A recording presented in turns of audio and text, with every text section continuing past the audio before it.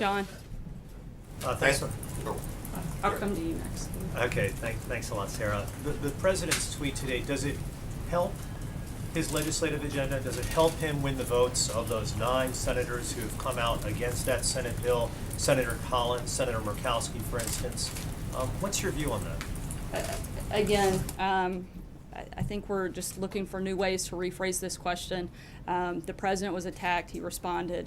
There's nothing more I have to add than that. John, busy. As to his legislative agenda, I'm not asking about the tweet Look, itself. I think the president I'm asking about whether or not this helps his legislative agenda.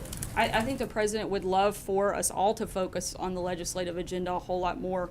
You look at the coverage over the last month of the extended period between May and June, all of the major networks, if you look at their coverage and what they're talking about, they spent 1 minute in the evening newscast talking about tax reform, 3 minutes on infrastructure, 5 minutes on the economy and jobs, 17 minutes on healthcare, and 353 minutes attacking the president and pushing a false narrative on Russia. I mean, look at that in comparison. If you guys want to talk about legislative agenda and focus on policy and priorities, you guys get to help set that table. And 353 minutes of attacks against the president and driving a false narrative, and 1 minute on tax reform. That's over the course of a month. That's incredible. The numbers, guys, the numbers don't lie. The media's focus on priorities, they don't line up with the rest of America.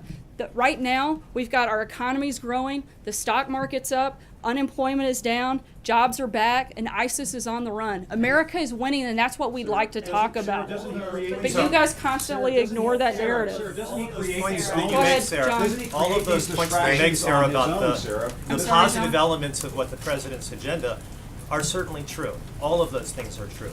But the president today put out this tweet which takes away from all of that. And you expect us here in this room to simply ignore that? I think that's the valid question that should be asked of you right now. Should we just ignore this entirely? I think he's put out a number of tweets on healthcare, on the immigration bills that'll be in the House today, but that's not being talked about. That's not being asked about. But the discrepancy, again, 353 minutes. You can't say that you want to talk about policy and then you look at the numbers and they just don't lie. You can't expect for that amount of attack and intensity to come on a president and him to never respond. John Gizzi. I said I was going to John Gizzi next. 2 questions for you, Sarah. First,